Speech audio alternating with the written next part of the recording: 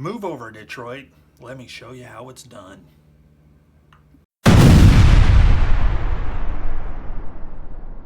Hi, and welcome back to Plastic Models by a Regular Dude and part 2 of the Tamiya M21 Halftrack. Hopefully you watched the intro and saw the stuff in the box and what I had planned to do for this thing. So, without a bunch of preamble, let's go ahead and dig in. Okay then, step number 1. We need part A1, which is the chassis, A25, A4, and then we have to shave off a couple of bits off of the front of the chassis.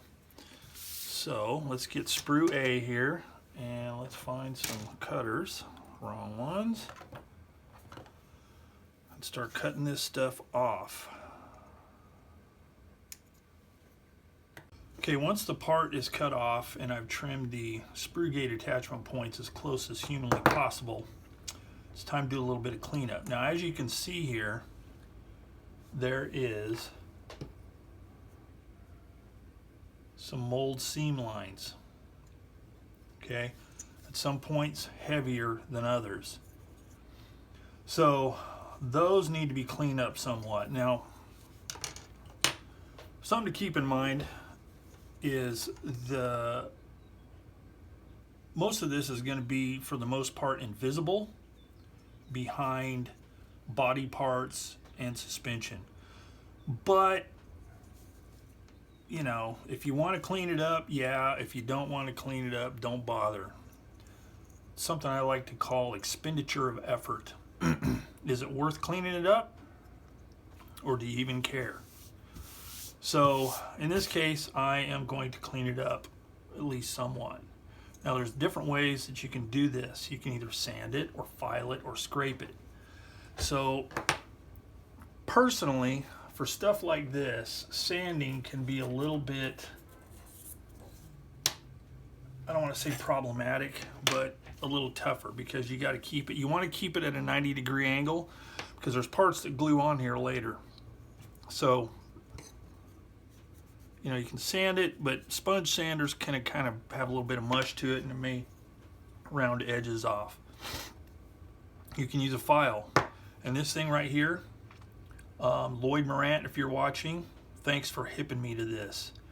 This is beyond useful, because it files a lot of material at once, and it doesn't hardly leave any marks. It leaves a pretty smooth surface, surprisingly enough. So just file it like that. Then you can come back and really smooth it out with a fine sander. Okay, so that's one way to do it. Now here's something to point out. If you can see here, it's dull along the edges where I have filed. It's still shiny here. That's an indicator that this part hasn't been touched by the file yet. That also indicates that this is not perfectly flat. Or, don't know if you can see that, but there's a gap right there where that shiny spot is. That's just a product of the molding process back in the old days. So in this case, it's somewhat, I don't want to say it's crucial, but it's a good idea to get it as flat as possible. Now again, you can just skip this all together and the parts are going to glue on here. But the flatter it is, the better the mating surface you're going to have for your parts whenever you glue them on, which means it'll be a little bit sturdier for handling. Okay, so there's filing. Then there is scraping, wherein you just take your hobby knife and just scrape, scrape, scrape, and make hideous noises that your wife may cringe at if she doesn't like fingernails on the chalkboard. Also, thanks to another person, H.G. Barnes, who sent me this years ago, this is a nice scraper here. UMM USA SCR1. It's got an edge here and it's got a nice engraver slash panel line gouger there. But this is very useful. It's a lot thicker and heavier than a knife, and you can scrape off a lot of material at once. Okay, so I'm going to go ahead and keep scraping this all smooth, and then once I'm done with it, I'll come back and show you what it looks like. Real quick, like, it shows to cut these parts off here. It says shave it off, but what I did is I cut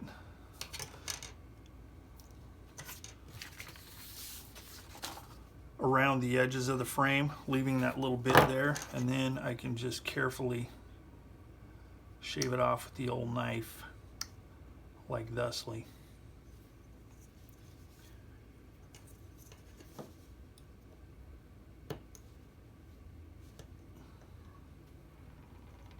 Like that. And then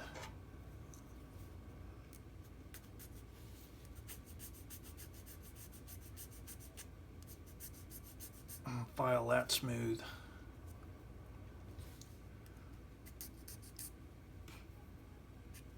Like that.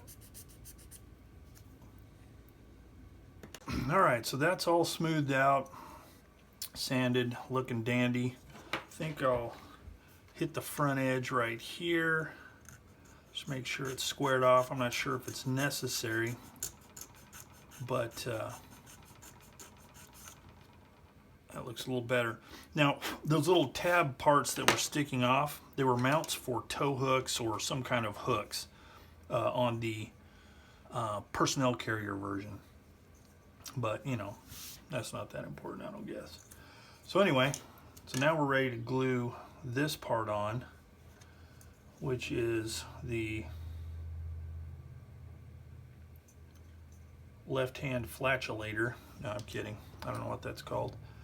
But I want to smooth that out because there's a mold seam line here, and I want that to sit as flat and flush as possible.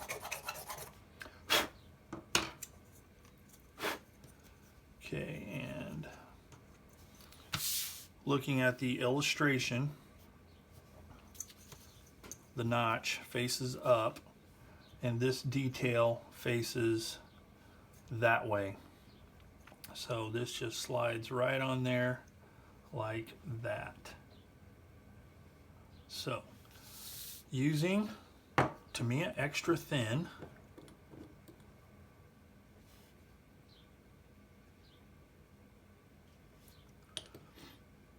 now Tamiya Extra Thin liquid cement. Sometimes it can cause strife amongst the troops. So here's the deal. The way this stuff should be used, now I'm not saying this is the only way to use it, but this is the preferred method, is you put the parts together. Like in that case, I put the parts together, and where the two parts come together, you use the Extra Thin, just touch it, capillary action will pull it through the joint, thereby giving you a nice clean glue job. Now there are times when you might want to apply cement to both parts and stick them together, depending on the case, and if I run into any, I will demonstrate. But even if one does that, it's best to hit it afterwards. Because the problem is, there are people that will, and again, it seems to work for some people, but you don't get as strong a joint. So like, say you're going to glue something right here, and you take your Extra Thin and you slather it all on there where all the parts are going to be attached, and then you stick your part on, you risk the part not sticking as good, because this stuff evaporates really fast. So if you did do it like that, you'd have to get those parts on there chop. So as for me and my household, we apply it by putting the part on and then touching the parts where they join, where they come in contact, and let the cement through capillary action go through the joint. thereby creating a stronger bond. Okay, that's just a little tip of the day. All right, so then we need to glue this little part. It's got this angled bit right there, and that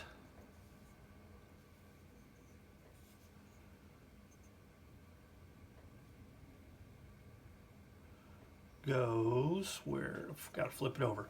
It goes right here. So I'm going to get my handy dandy tweezers, and the way it's angled, it's supposed to follow the angle of that part right there. So there's a part that protrudes, goes that way. So it fits just like that. Okay, so what I'm going to do is I'm going to set that in place, hopefully.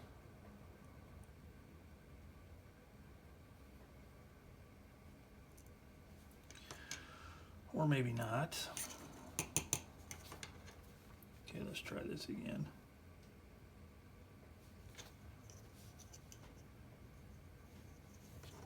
Okay, it's designed to sit right there like that. Oh my goodness. Well, this is going to give me fits.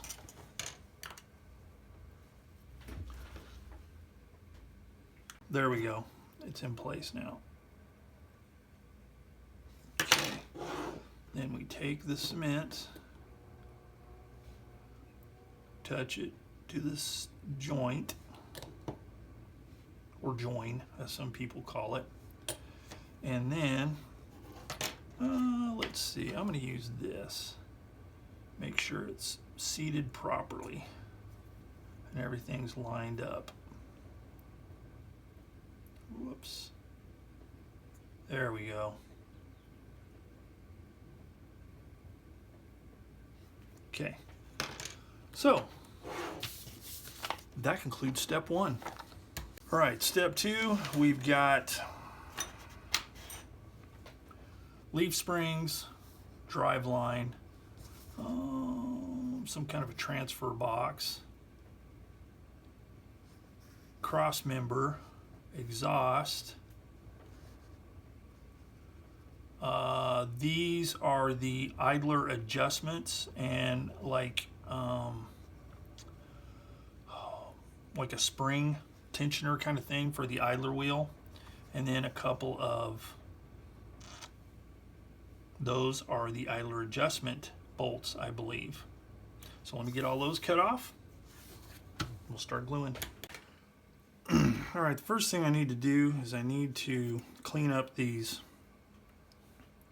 leaf springs, and they have a seam line running right down the middle here, and it's as easy as doing this. Now this kind of stuff, unless you're entering a contest or something, this stuff isn't like absolutely crucial, but you know, you can choose to do it or not. I do sometimes, sometimes I don't. Sometimes I just don't feel like messing with stuff that's pretty much going to be invisible. But then there's other times when I like doing it just because it's good, how do I say, exercise, staying sharp, get it, sharp knife, staying in practice doing this kind of stuff. So I just need to go around both of these. Then I'm going to do the same thing with this drive line and transfer box or whatever it is, and these parts here. So I'm going to do those and I'll come back and show you how they turned out. Okay, so I got these parts cleaned up and they're ready to go. So the first thing I'm going to glue on, now one thing, this is just another tip of the day. You're getting multiple tips of the day today. But another thing that I like to do is, like, if you have parts that are similar but have different numbers, like these idler springs, idler shocks, whatever you want to call them, and these leaf springs, what I do is I lay this out the same way it is in the illustration. I cut the part off and I put it on the appropriate side. So A36 goes on that side, 837 goes on this side. It's really simple, not like groundbreaking, but you know, not everybody's thought to do that, and it's just kind of nice and makes it a little bit easier as far as, you know, when you're cleaning this stuff up, and so you can clean it all together. Because I like to, if at all possible, I like to clean all the parts and have everything to go for a given step. That way all I have to do is glue it all together. All right, quick note. So I'm looking at this part right, where'd it go? This part here, this is the cross member. And I'm cleaning it up, and I just wanted to bring something up. I can honestly say I've never heard anybody talk about this, and I'm not saying I'm the only person that does it, but it's something to think about, and it's more prevalent on older kits, but it can happen on newer kits as well. So we have this part here, it's a cross member. Now this probably isn't the best example, but it's what I've got it on hand. So when looking at it from above like this, we've got a shape that's like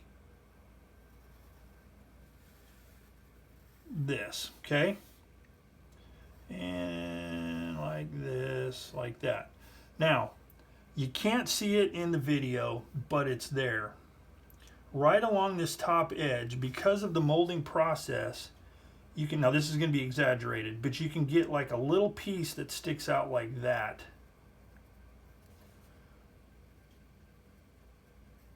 Okay, see that little lip thing sticking out there?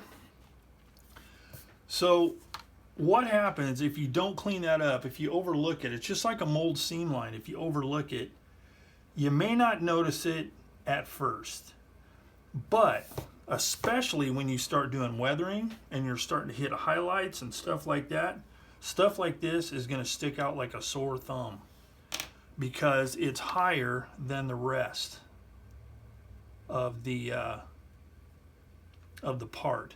So it's super simple. All you do is just take a sanding stick or even a knife blade to scrape it and just knock it down like this.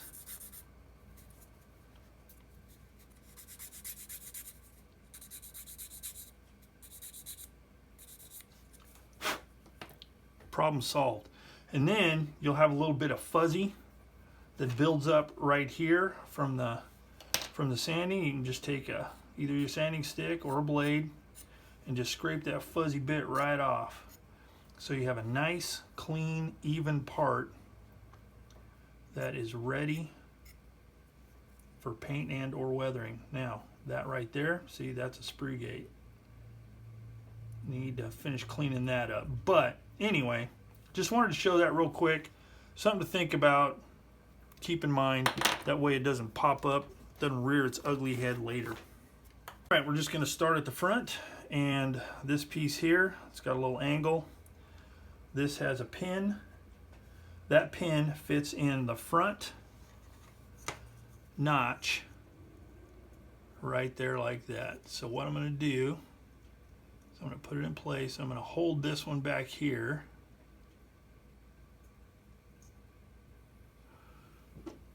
Take my extra thin, touch it there, so it'll hold it in place. Then back here, there's no locating pin or anything like that. It's just an angle that goes around the corner.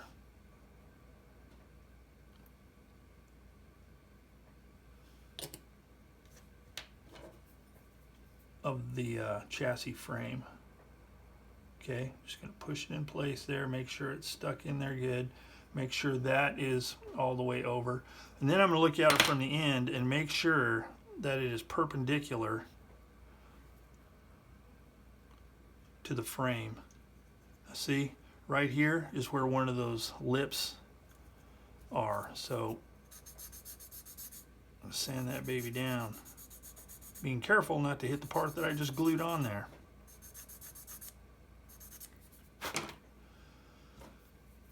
And use my blade, knock that bit of fuzz off of there.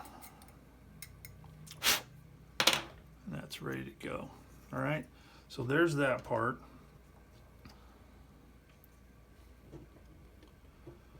Then we have, what I'm going to do is I'm going to glue the parts on the right side and then the individual parts, and I'll do the rest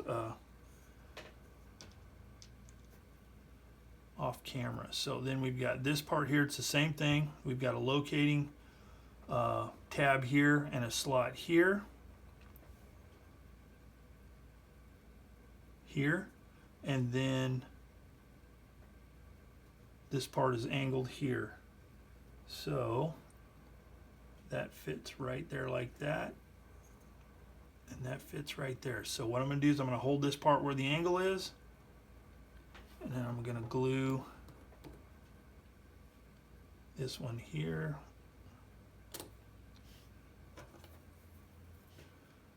Make sure it's bottomed out up against the frame. Then do the same thing here.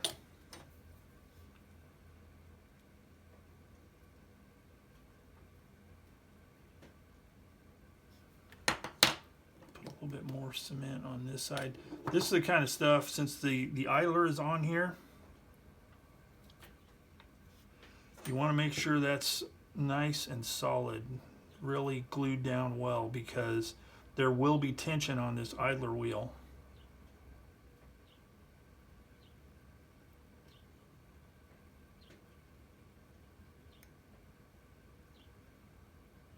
Okay, so that's all nice and locked into place there. And then this little bit here has the same thing.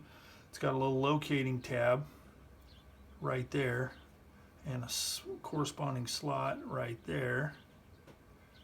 And it fits just like that. Now I'm betting that should be touching that, but it's not. But it's going to be behind the idler wheel, so we'll just let that slide. Cement there.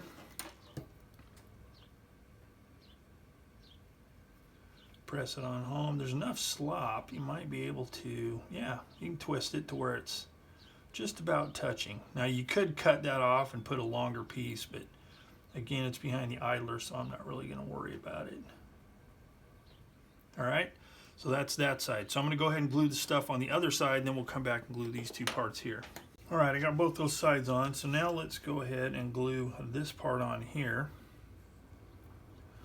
This square here goes from here up to the frontish.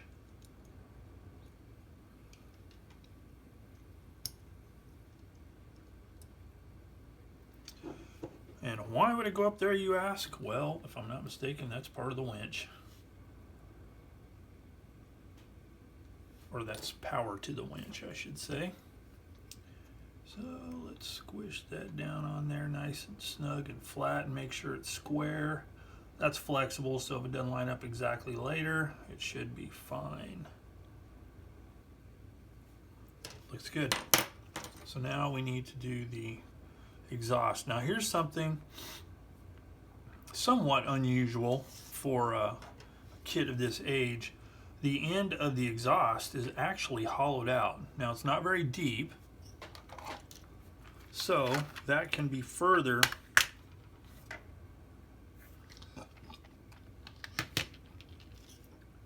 drilled out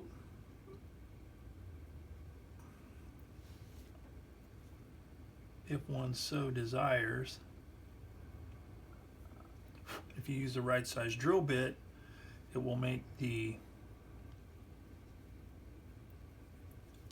edges even thinner, so it looks a little more realistic, or as realistic as a small plastic replica can be.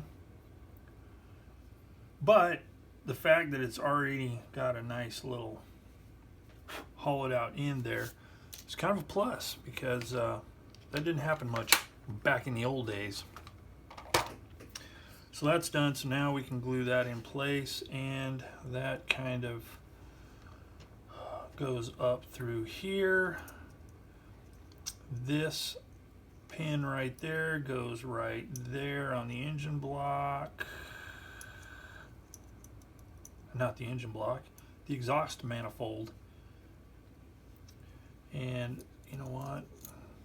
So this takes some contorting because this goes up through there, and then this part here needs to, the pin in this bend right here needs to go in that hole on the frame there. So it takes a little bit of manipulation, whoops, and flexing. But there it is, there and there, just like that. Parfait.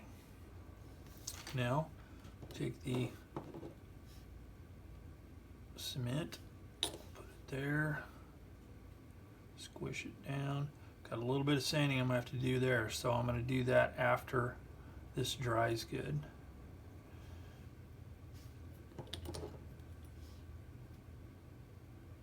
And there.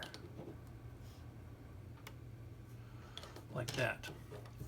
Then we can take this part here, and this angled bit faces this side. There are pins and corresponding holes there. So hold it in place. Some cement there and there. And then we'll put some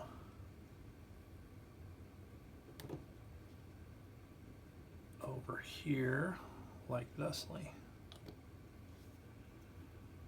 All right, there we go.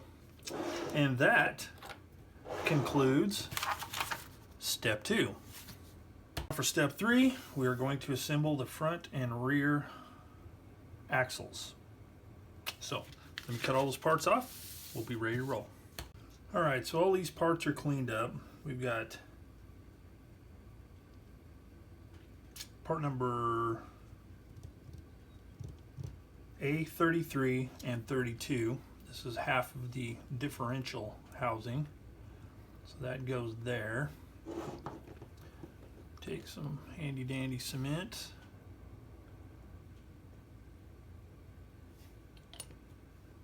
Apply it thusly. Make sure it's pressed into place. Put a little bit more here. Again, this is something that you're probably never gonna see, but you gotta make sure it's all looking dandy. So I'm gonna let that dry for a second before I handle it some more. This part here, the rear axle, we've got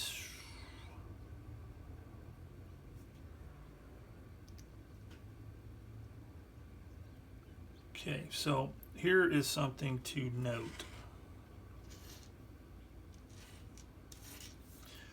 So on this part here, which is A3, there is a kind of a half moon shaped bit right there. There's a corresponding slot on here. However, part of it is kind of blocked by this ejector pin mark. So we need to cut that bit of ejector pin mark out of the way so this will fit flush.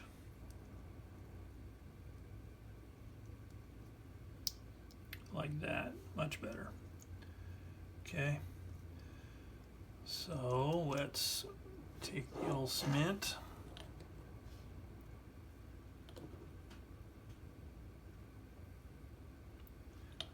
There, and there. Swing it around like this. Some there, and there. And then what I'm going to do is I'm going to take my Tamiya kind of heavier tweezers and make sure that's squished down. Now, this is a place where potentially you could do a little bit of cleanup, because I'm sure this kind of tab thing wasn't apparent or on the real deal axle. But you might want to clean it up, who knows. So I'm going to put a good amount of cement on there, and I'm going to actually clamp this because it keeps this springing out kind of. So I'm going to use one of these groovy clamps here.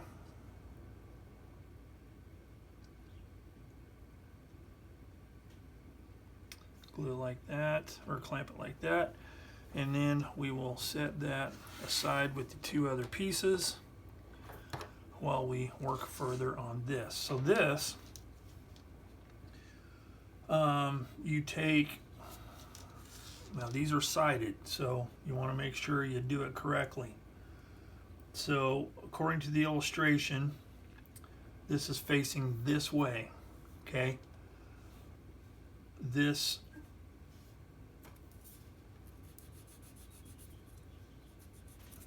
right here, where a drive line goes in, is facing that way. So this steering linkage, the pin needs to face the back, and I need to sand that off. Not that you're going to see it, but I'm going to sand it anyway. We got those two sanded. So then we take this thing and facing the proper way, the pin goes up. See, there's kind of a flange here. That part faces inwards.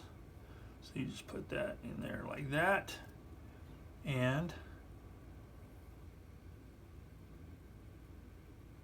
when this part here is glued on, it allows the front wheels to turn. So I'm going to hold this in place. This plate right here has two tabs that fit in those slots and kind of helps hold everything snug and tight.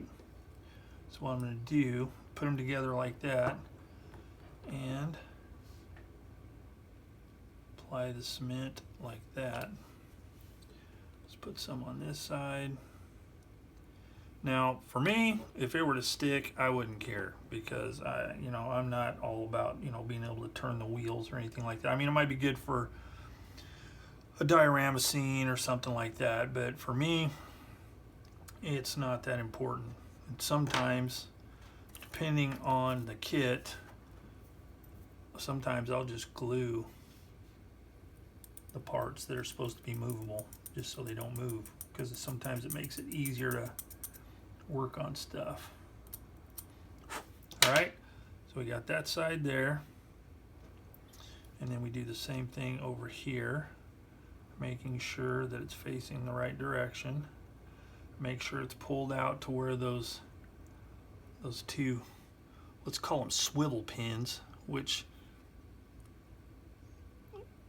sits down in a couple of slots there and helps it to move around. Do the same thing here. Hold it in place. Cement there.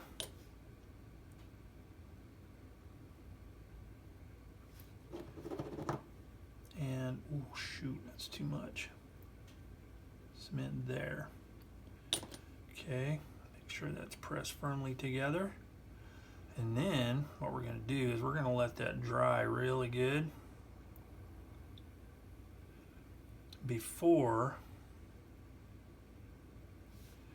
we try to fix the tie rod here. So I'm going to let that dry.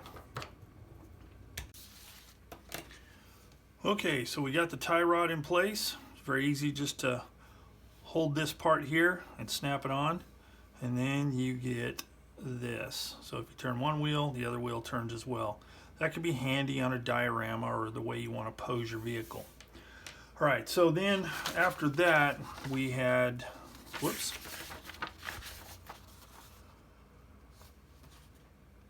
the rear axle, which is here. And all I did was, using my file, I filed down right where those two ears were on this part here, which is A7. Kind of filed those down, hit it with some cement, just to make it a little bit smoother, looking at it from an angle, but you're not going to see it because it's going to be behind the rear drive wheels. So then the next part is gluing A8 on both sides. And the way they work, I videoed it. I thought I videoed it, but I didn't, so I'll just explain it. Right here where the axle passes through, it's kind of a rounded, cornered rectangle that corresponds with this part right here. It's a shoulder of the same shape. So it's just a matter of pressing them in place, hitting it with some glue, doing the same to the other side, checking it from the top and the front from two angles, just to make sure that it's straight this way, so it's not crooked like that and it's not crooked like that. You want them to be perpendicular to the axle all the way around. And then I put it in these clamping tweezers to hold these off of the ground or off of the tabletop while it's setting up. So that ends step number 3. And with the end of step 3, we're going to stop this video right here. And so ends part number 2. So next time when we come back, we will start with step number 4, which is the bogie units with the road wheels, the front wheel hub, the idler wheel, and the drive wheel. That's step 4 and 5. So we'll work on those next time and just work our way down. So that's it. So with that, if you have any questions, hints, tips, concerns, or you just want to say hi, please put them in the comments section down below. So until next time for part number 3, thank you for watching Plastic Models by a Regular Dude, and I bid you all a fond farewell.